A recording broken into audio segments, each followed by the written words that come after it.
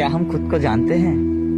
नहीं, तो हम विश्वास किस पर करें? हमने अपने अहंकार से अपने आप को एक निश्चित रूप दिए, एक निश्चित चेतना दिए, एक निश्चित चरित्र दिए, जिसे हम मैं कहते हैं। मनुष्य सामान्य तौर पर आंतरिक रूप से दो चीजों से बने होते हैं। एक प्राण, जिसमें भावनाएं, आवेग, इच्छाएं और हृदय होती है।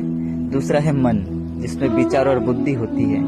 इसके विकास के आधार पर हमारी आदतें होती हैं, लेकिन इंसान इन्हें नहीं जानता, लेकिन इसके आवेग, विचार और बुद्धि को जानता है। इसी में होकर वह अपनी रहन सहन, भावनाएं और क्रियाएं करते हैं। अब अगर इतने ज्ञान से हम आत्मविश्वास को कहे, तो आत्मविश्वास यानी इन आवेगों, विचारों और बुद्धि जो निर्णय लेती है, उस पर विश्वास करना, जो तुम्हें लक्ष्य को पाने में सहायता करेगी। लेकिन यहाँ सब तो विपरीत अवस्था में है।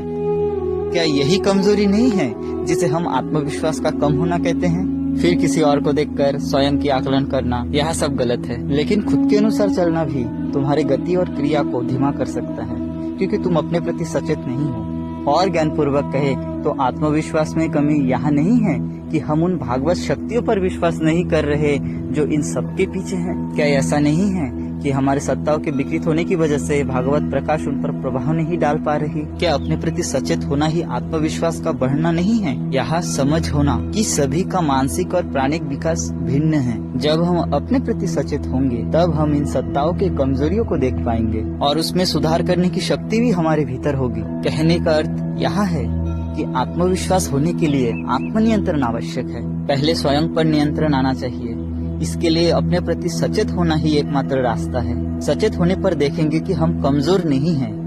हमारी आदतें, मानसिक धारणाएं और भावनाएं हैं जो हमें कमजोर बना देती हैं। यहाँ हमारी कार्य क्षमता को कम कर देती है जो हम कर सकते हैं। हमारी योग्यता को हमसे छुपा देती है जिसके हम अधिकारी हैं। इसीलिए पहले स्वयं पर नियंत्रण करना आना चाहिए। स्वयं पर नियंत्रण होने से हमारी आधार मजबूत होगी, हमें हमारी योग्यता का बोध होगा और यही बोध हमारे भीतर आत्मविश्वास पैदा करेगा।